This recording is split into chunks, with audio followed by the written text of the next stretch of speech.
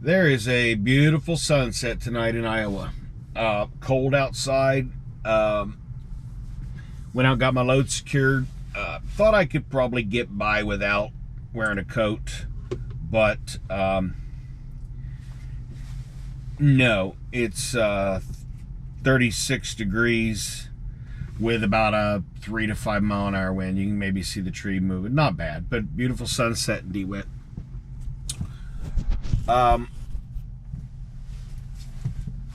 My load said I had a double drop trailer. I'm sorry, a step deck. And you saw the video of the step deck, me pulling the tarps, sliding the axle, to go to Glenny Glass. Of course, one of my favorite places to go, and my trip home for the week.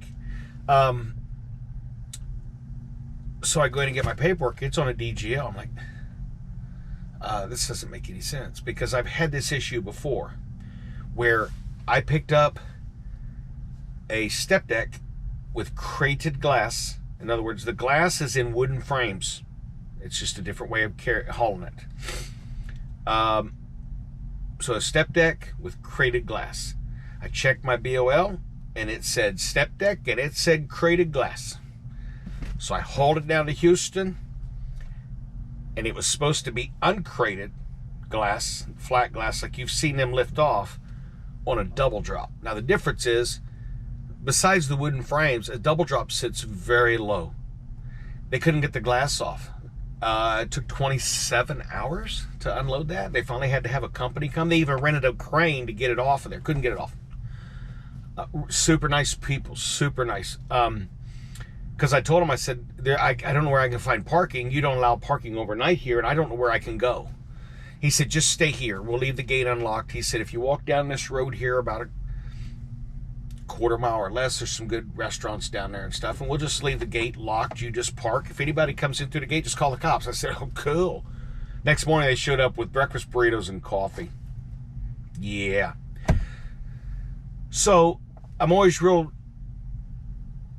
cognizant of making sure I got the right trailer and I got the right load. And this, well, my message said step deck, so I get a DGL. And I look at the DGL number, and I back up under it. And I got the wrong trailer. Watch this. All right. This is why you always check your bill of lading, STOS numbers. See that D against your load. I hooked up to this trailer. I got the air hooked up, checked the lights. Completely hooked up, ready to roll out in the morning. Ate some dinner, decided to go ahead and tie it down, and grab my bill of lading, checked it against my actual STOS on there, and it was wrong. I couldn't find the number.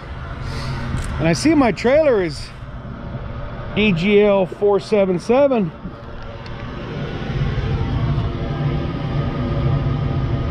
If you can see that, I hooked up to DGL 447.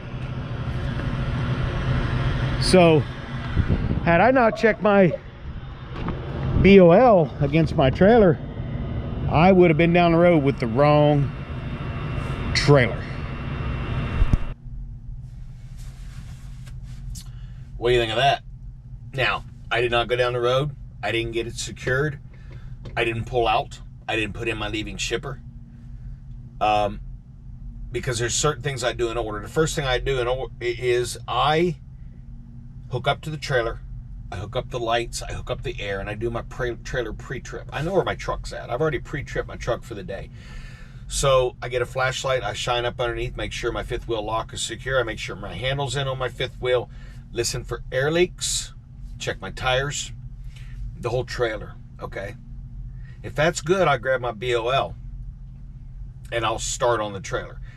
I was in Michigan, and I did that in that order, and when I walk around the other side, I got a flat. So I came back in immediately, just stopped what I was doing. On the People's Net here, we got tons of forms where we can communicate whatever issue we may have, okay? So I can go down here to the forms, wherever it's hiding at. Right there, 36. That's a breakdown. That means you're broke down, okay? You put all the information exactly where you're at. So I put in the breakdown form that I had a flat. And when you have a flat, you need to include some information. The tire size is the biggest, and where it's at.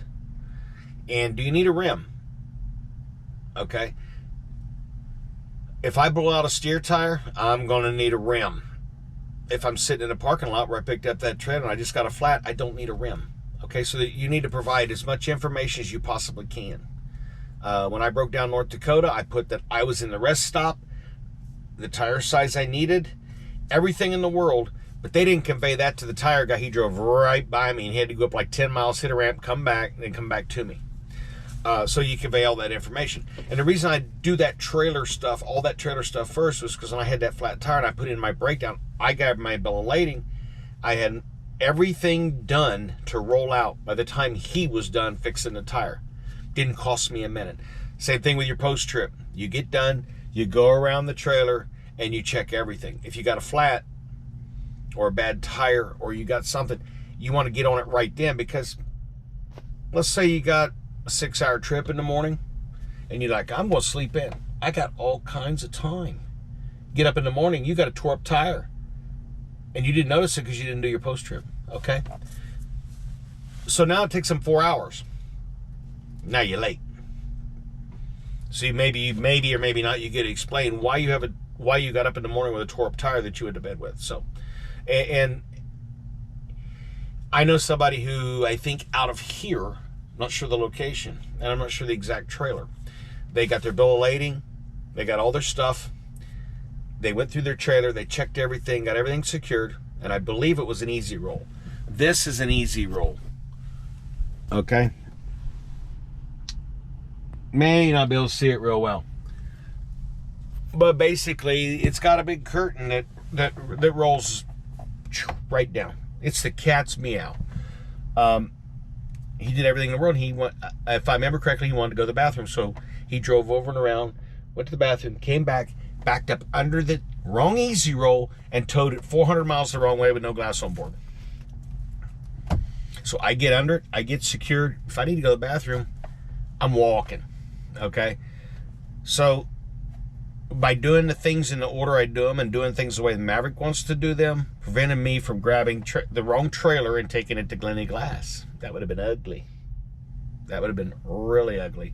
And I know of somebody else who grabbed a trailer here that was the wrong load, didn't verify the BOL, and took off with it. They finally got a hold of her 200 some miles away, 4 hours away. You know? So I've never had that problem because they have a system set up. Just follow the damn system and you won't have that problem. I know people that don't scale a single load and it's going to bite them in the ass.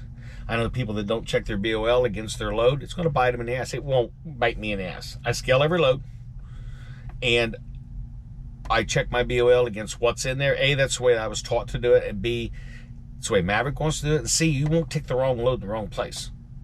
Now, had I not checked that BOL, I guarantee it, I'd have been tied up in the morning and I'd have been at Glenny Glass or close to it before somebody realized the trailer they wanted is no longer here. And now I've got it halfway to Cincinnati. Okay, so that's basically what I got. I'm going to go home for the week. I may or may not post a video. Probably ain't nothing for me to talk much about, being at home. If I don't see y'all, I hope y'all have a good week, and I hope I have even a better week. We'll see you.